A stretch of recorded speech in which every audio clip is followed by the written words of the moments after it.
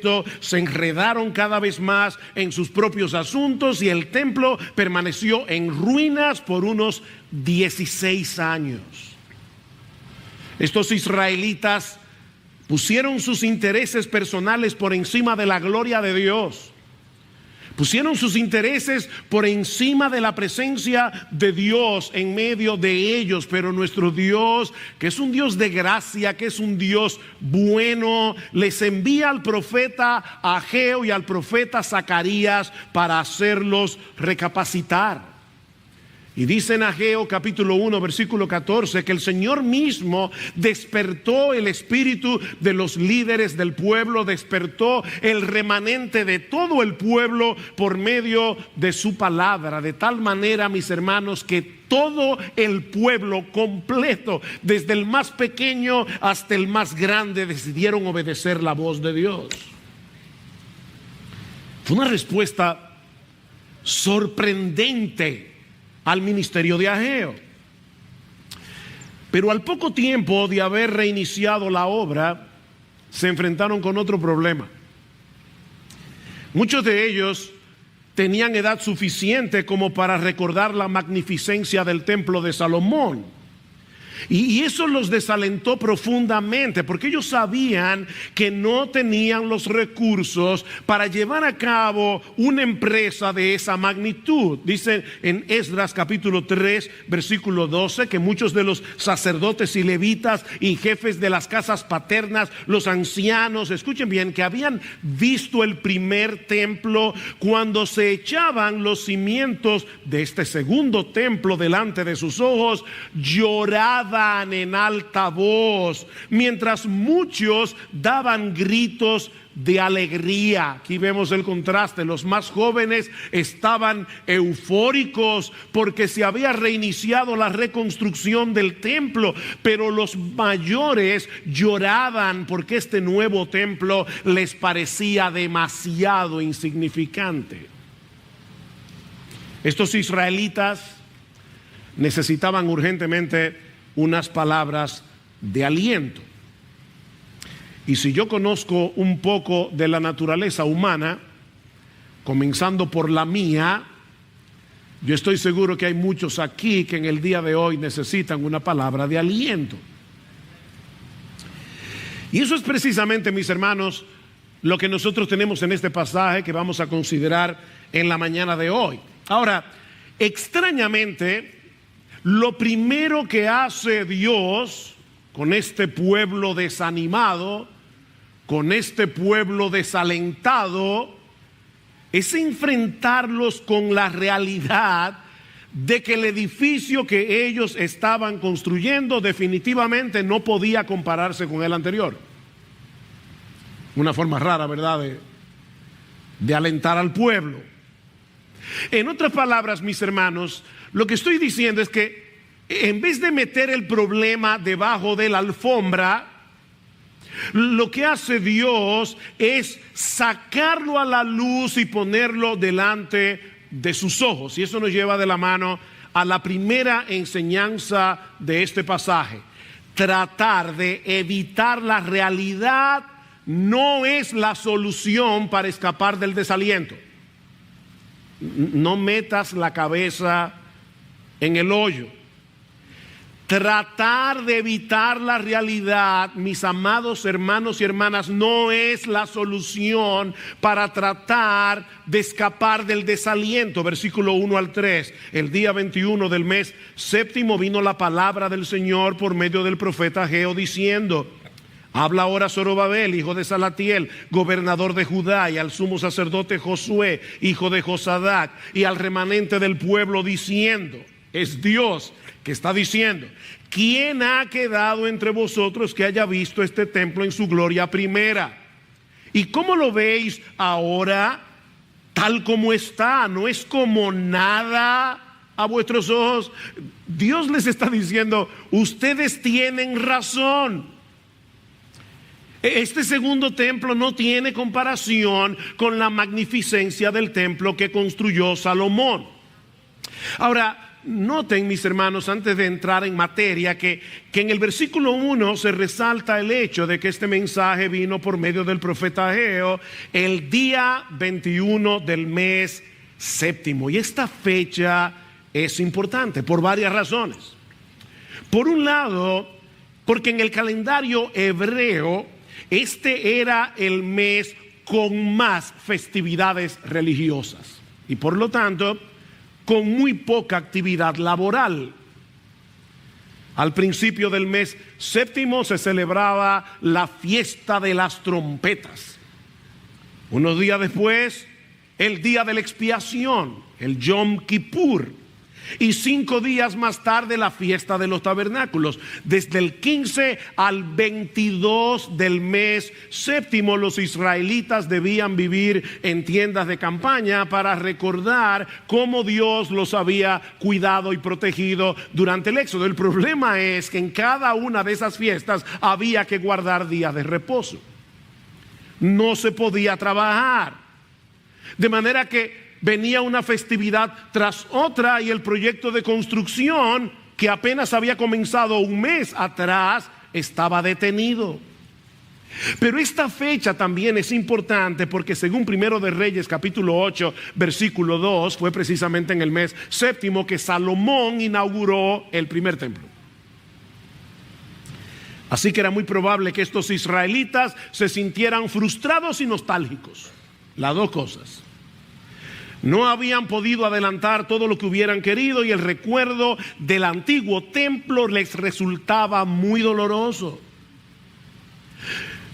Mis hermanos, cuidado con la nostalgia. Cuidado con la nostalgia. Porque puede resultar muy peligrosa. Hay personas que viven ancladas en una supuesta era dorada de la historia de la iglesia. Y piensan que la iglesia de ahora no sirve. Me hubiera gustado vivir en la época de la iglesia primitiva, o me hubiera gustado vivir en el tiempo de Whitefield o en el tiempo de Spurgeon. Y entonces miran a su alrededor lo que está sucediendo en muchas iglesias y se sienten profundamente decepcionados. Estaba recordando cuando pensaba en esto que hubo una época en esta iglesia que ese era el sentimiento de la mayoría de los miembros que han estado aquí prácticamente desde el principio. Siempre que empezábamos a hablar de la historia de nuestra iglesia, cómo comenzamos hace 44 años atrás, en verano del año 1978, recordaban con mucha nostalgia aquellos primeros años cuando había tanto fervor por leer las escrituras, había tanto fervor por evangelizar, había tanto fervor por aprender de teología. Y ciertamente fue una época de verdad muy especial que debemos recordar con mucha gratitud. Pero mis hermanos, no todo era color de rosa. También había mucha inmadurez. También cometimos un montón de errores que jamás quisiéramos volver a repetir. Por eso alguien decía que la nostalgia es una extraña mezcla de mala memoria con una buena imaginación. Nosotros distorsionamos nuestros recuerdos del pasado. Y cuando esa nostalgia nos atrapa, produce en nosotros una sensación de desencanto. Y esa sensación tiende a paralizarnos. Nunca volveremos a experimentar lo que vivimos en esta época. Estos israelitas se habían dejado atrapar por la nostalgia de un pasado muy glorioso y estaban profundamente desanimados. Estamos perdiendo el tiempo. Nunca podremos equiparar este templo con el primero. Pero entonces viene Dios por medio del profeta Ageo y les dice: ¿saben qué? Ustedes tienen razón. Ustedes tienen razón. Este segundo templo jamás será como el de Salomón. De hecho, si ustedes leen las escrituras se van a dar cuenta de algo curioso. En este segundo templo, la Shekinah de Dios, la gloria de Dios que venía en una forma de nube, no vino sobre este templo. De hecho, el arca del pacto había desaparecido. En el lugar santísimo ellos no tenían arca del pacto. Este segundo templo ni en sombra tenía la gloria del primero. Y sin embargo, ahora Dios les dice, pero ¿saben qué? No deben desalentarse. No deben desalentarse. Y esto por dos razones. En primer lugar, porque el avance de la obra de Dios no depende de nuestros recursos y capacidades. El avance de la obra de Dios depende de su presencia en medio nuestro. El asunto aquí no es la magnificencia del edificio. El asunto aquí es la presencia de Dios. Noten el versículo 4. Pero ahora esfuérzate, Zorobabel, declara el Señor. Esfuérzate tú también, Josué, hijo de Josadac, sumo sacerdote. Y esforzaos todos vosotros, pueblo de la tierra, declara el Señor. Y trabajad, porque yo estoy con vosotros, declara el Señor. Conforme a la promesa que os hice cuando salisteis de Egipto, mi espíritu permanece en medio de vosotros, no temáis. El problema de esta gente era que estaban magnificando los obstáculos y minimizando a Dios. Mis hermanos, lamentablemente nosotros tenemos un Dios muy pequeño. Yo no estoy diciendo que Dios es pequeño, de ninguna manera. Yo estoy diciendo que el problema nuestro es que en nuestra mente nosotros minimizamos a Dios y magnificamos los obstáculos. La debilidad de estos israelitas era real. Su falta de recursos en comparación con los que tuvo Salomón en su tiempo era real. Pero a final de cuentas, ellos tenían lo necesario. Ellos tenían lo necesario. ¿Ustedes recuerdan cuál fue la palabra de David a Salomón cuando él iba a iniciar el templo? La construcción del primer templo. Esfuérzate, sé valiente y haz la obra, no temas ni te acobardes, porque el Señor Dios, mi Dios, está contigo. Él no te fallará ni te abandonará hasta que toda la obra del servicio de la casa del Señor sea acabada. Estas palabras son muy similares a las de Ageo en los versículos 4 al 5. Esfuércense, trabajen y no teman. Esfuércense, trabajen y no teman. No se queden ahí sentados esperando que lleguen tiempos mejores. Tomen la determinación de hacer lo que tienen que hacer. ¿Saben por qué? Porque se van a sentir mejor si hacen un esfuerzo. No, mis hermanos. Lo que tenemos aquí no es ese tipo de estímulo psicológico. Lo que estaba detrás de esa nota de aliento era una realidad mucho más trascendente y gloriosa que ellos debían contemplar con los ojos de la fe, porque yo estoy con vosotros, declara el Señor. Yo estoy con ustedes. Esfuércense, trabajen, no teman, porque yo estoy con ustedes, mis hermanos. Ese es el mensaje de Dios para mí y para ti. En nuestras propias fuerzas, nosotros somos menos que nada, pero amparados en el poder del Todopoderoso, mis hermanos, ¿habrá algún obstáculo que sea imposible de vencer? Esta semana, uno de los hermanos de nuestro grupo pequeño nos recordó una frase que Jerry Bridges usa en algunos de sus libros y que describe muy bien esa dinámica misteriosa de la vida cristiana. La frase es responsabilidad dependiente.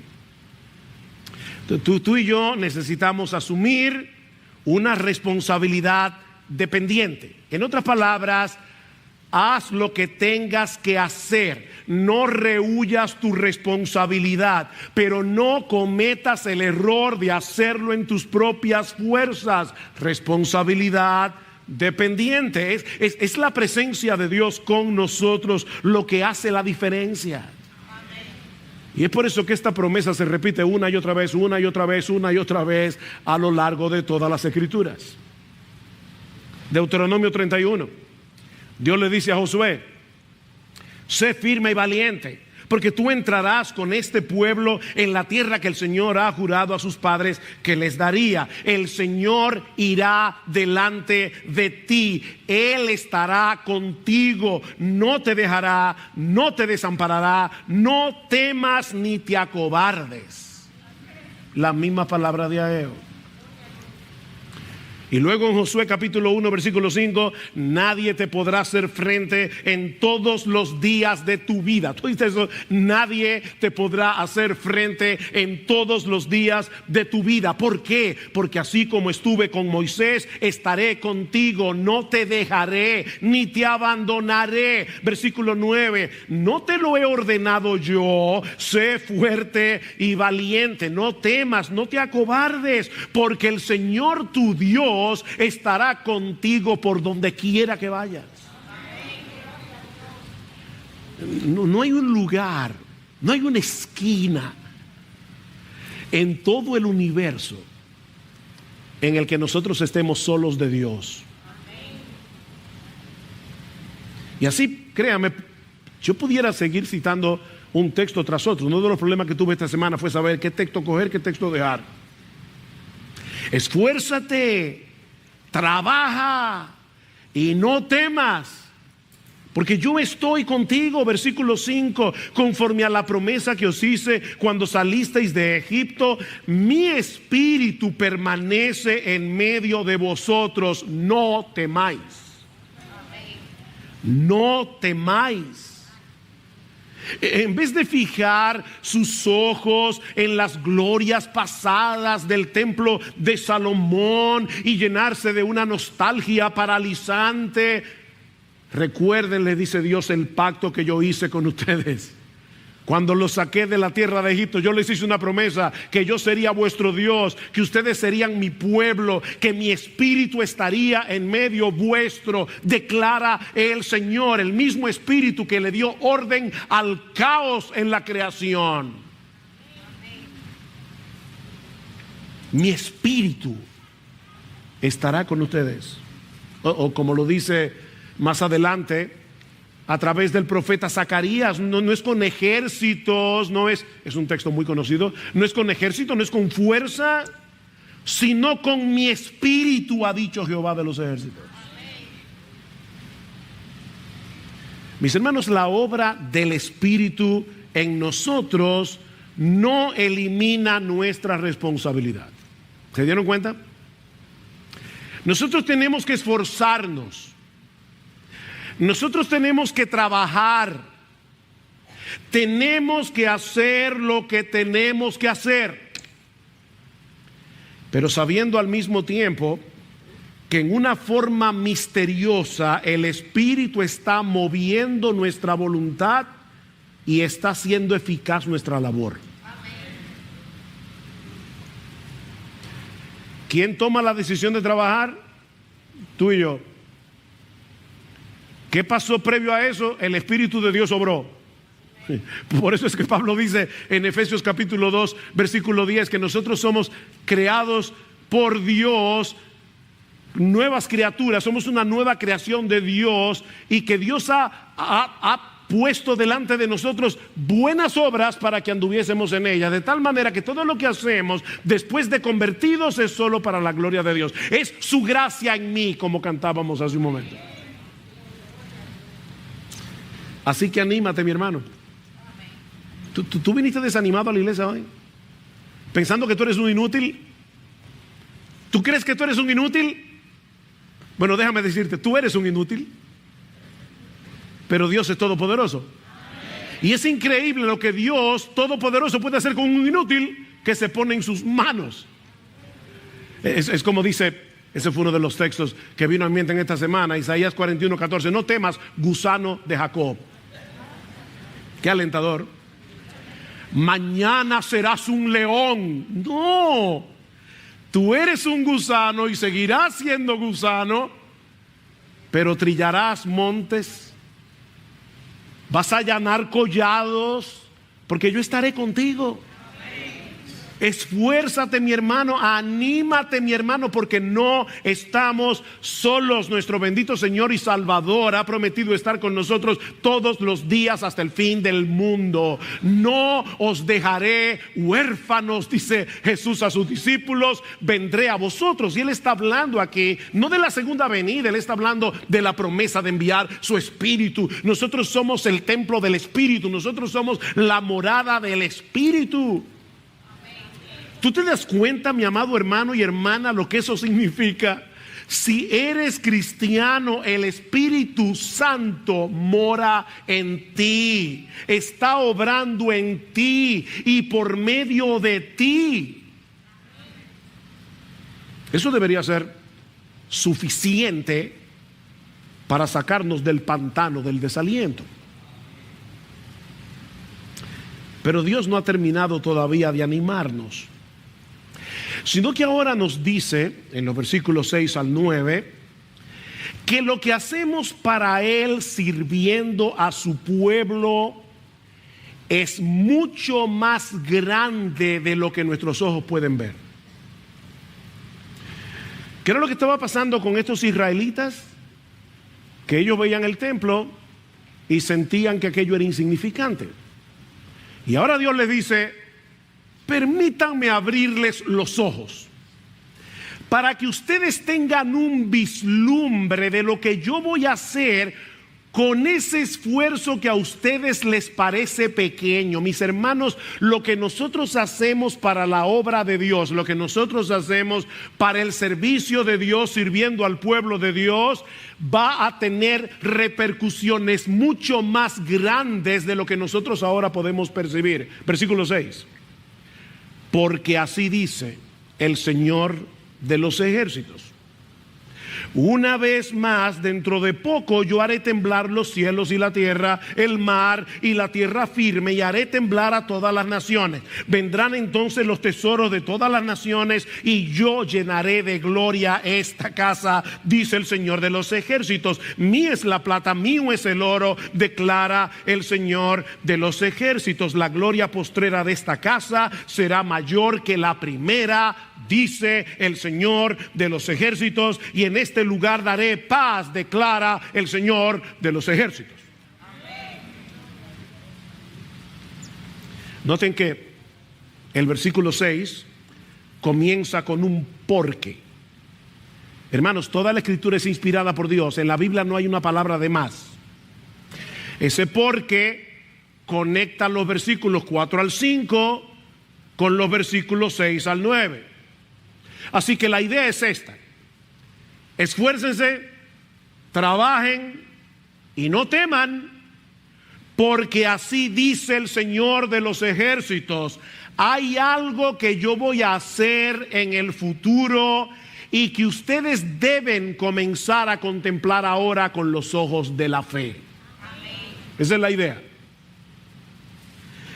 Estos israelitas se sentían desanimados cuando veían el edificio que ellos estaban construyendo. Como acabo de decir, les parecía insignificante, pero ahora Dios quiere que ellos levanten sus ojos por encima del horizonte. Mis hermanos, es tan necesario que por medio de la fe nosotros miremos más allá, nosotros veamos por encima del horizonte, nosotros veamos más allá de los poderes políticos, nosotros veamos más allá del descalabro de nuestra cultura, nosotros miremos más allá de los poderosos que están tratando de implantar una agenda anticristiana en todo el mundo occidental. Tú y yo necesitamos urgentemente mirar más allá y ver lo que Dios está preparando para el futuro. Yo voy a hacer temblar los cielos y la tierra, el mar y la tierra firme y todas las naciones, dice Dios. Yo traeré los tesoros de las naciones hacia esta casa y la llenaré de gloria, de tal manera que su gloria postrera va a ser mayor que la primera. Amén. En otras palabras, lo mejor está por venir. Lo mejor está por venir. Alguien ha parafraseado este pasaje de esta manera: anímate trabaja y no temas, porque todo lo que estás construyendo es más grande de lo que tus ojos ven. Todo lo que ves es un templo insignificante, como nosotros muchas veces miramos a la iglesia y eso es lo que vemos, un templo insignificante. Pero Dios promete tomar tu trabajo, llenarlo con su gloria y hacer que tus esfuerzos sean 1,000,000 de veces más de lo que jamás imaginaste.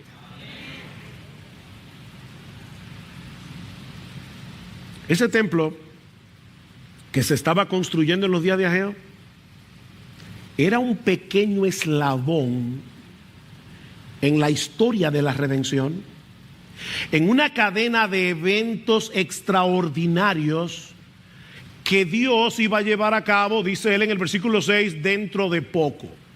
Ahora, obviamente, hermanos, ese dentro de poco es en el calendario de Dios, no en el nuestro. Dentro de poco. Y como para Dios un día es como 1,000 años, 1,000 años es como un día. Es dentro de poco. Espérenlo. Yo voy a hacer temblar la tierra. Mis hermanos, siempre que se usa esa frase, ese tipo de expresión en las escrituras, es para referirse a una manifestación visible de la presencia magnificente de Dios. ¿Recuerdan lo que pasó en el monte Sinaí? Cuando Dios descendió para dar la ley al pueblo. Dice que el monte humeaba, dice que vino un gran temblor, dice que se oía un sonido de bocina. El pueblo estaba aterrado porque Dios había descendido del cielo con toda su magnificencia a encontrarse con su pueblo. De manera que lo que él está diciendo aquí es que él mismo se haría presente en medio de su pueblo en la magnificencia de su gloria. O sea, lo que el templo del Antiguo Testamento representaba se haría realidad. ¿Qué era lo que ese templo representaba? La presencia de Dios. Y ahora Dios está diciendo: no se preocupen, yo voy a hacer temblar los cielos, yo voy a hacer temblar la tierra, porque yo mismo vendré y me haré presente en medio de su pueblo. ¿Cuándo se cumplió esta profecía? Bueno, inicialmente se cumplió en la encarnación del Hijo de Dios, cuando la segunda persona de la Trinidad asumió una naturaleza humana para venir a salvarnos. Juan capítulo 1, versículo 1: en el principio era el verbo era con Dios, el verbo era Dios. ¿Y qué dice en el versículo 14? Y aquel verbo fue hecho carne y vimos su gloria, gloria como del unigénito del Padre, lleno de gracia y de verdad. Jesucristo es el templo de Dios. Es por eso que en el capítulo siguiente, en Juan capítulo 2, cuando el Señor es retado por la limpieza del templo, ¿qué les dice Cristo? Destruid este templo y en 3 días yo lo levantaré. Y Juan aclara en una nota editorial, pero él hablaba del templo de su cuerpo. Él hablaba del templo de su cuerpo. Es por eso que en Mateo capítulo 12, versículo 6, Cristo le dice a los judíos, señalándose a sí mismo: uno mayor que el templo está aquí. Yo soy mayor que el templo. Mis hermanos, Cristo es el verdadero templo de Dios. Cristo es el lugar de encuentro entre Dios y los hombres. Es por eso que dice en el versículo 9 que en ese lugar Dios dará paz. Cristo es nuestra paz, dice Pablo en Efesios capítulo 2. Él es nuestra paz. Cristo nos reconcilió con Dios por medio de su muerte en la cruz. Cristo reconcilia a pecadores entre sí en la sociedad de la iglesia. Cristo nos concede la bendición de poder experimentar la paz de Dios que sobrepasa todo entendimiento. Él es nuestra paz. Mi paz os dejo, mi paz os doy. Es en ese lugar llamado Jesucristo donde el hombre puede experimentar verdadera paz. Y Él está atrayendo hacia sí a todos los elegidos del Padre y formando con ellos un gran templo espiritual en el que manifiesta su gloria, como dice Pablo en Efesios capítulo 3, versículo 21. A Él sea gloria en la iglesia, en Cristo Jesús, por todas las edades. Es en ese contexto que los tesoros de las naciones serán traídos y consagrados a Dios. Yo estoy consciente de que la Reina Valera del 60 dice: y vendrá el deseado de las naciones, pero ahí hay un problema. El verbo está en plural. Lo que dice es vendrán. Vendrán los tesoros, vendrán lo deseado de las naciones. Nuestro Dios es soberano. Cristo prometió que Él habría de edificar a su iglesia y que las puertas del Hades no iban a prevalecer contra ella. Nada ni nadie va a impedir que aún los reyes de la tierra vengan y se postren, como dice en Isaías, delante del Mesías.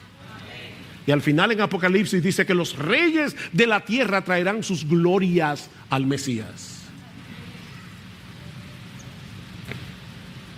Lo que estos israelitas de los días de Ageo estaban edificando representaba algo muchísimo más glorioso de lo que sus ojos podían ver.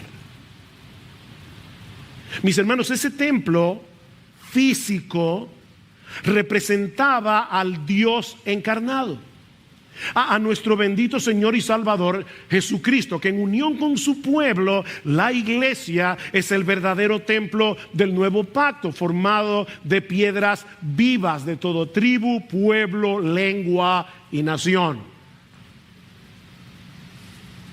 y que ya no se encuentra limitado a la ciudad de Jerusalén, sino disperso en el mundo entero. Ahora déjame ayudarte a ver las implicaciones de todo esto para nosotros hoy.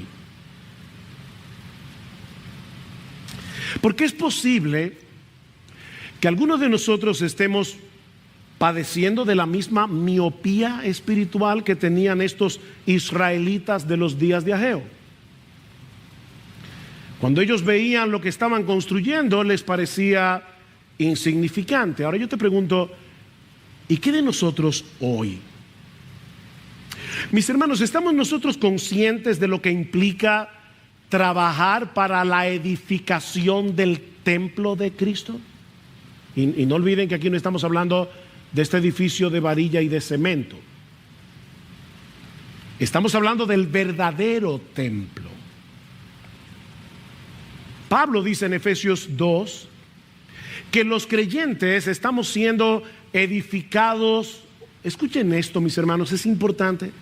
Sobre el fundamento de los apóstoles y profetas, siendo la principal piedra del ángulo Jesucristo mismo, en quien todo el edificio, ¿quién es el edificio? Nosotros los santos, los creyentes que estamos siendo edificados sobre la doctrina apostólica, en quien todo el edificio bien coordinado va creciendo para ser un templo santo en el Señor. Nosotros nos mudamos aquí, en este edificio, en el año 1998, si no me acuerdo mal. Del 98 hasta acá, este edificio no ha crecido ni una pulgada. Está del mismo tamaño. Sin embargo, el edificio que Pablo está describiendo en Efesios 2 es un templo que crece.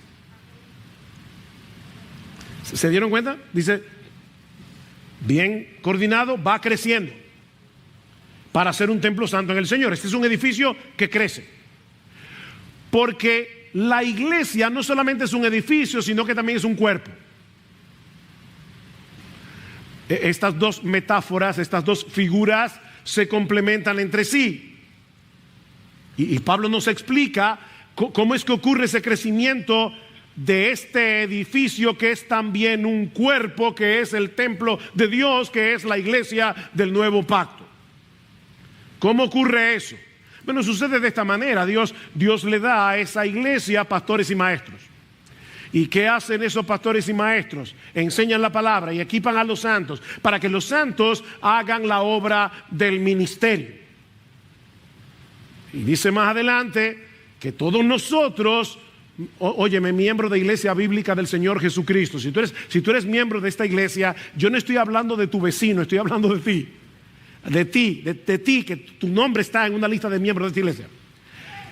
Todos nosotros, dice Pablo, hablando la verdad en amor, podamos crecer en todo en aquel que es la cabeza, esto es Cristo, de quien todo el cuerpo, bien concertado y unido entre sí por todas las coyunturas que se ayudan mutuamente, según la actividad propia de cada miembro, el cuerpo recibe su crecimiento para ir edificándose en amor. Cada miembro tiene sus propios dones, cada miembro ocupa su lugar, cada miembro tiene algo que hacer aquí.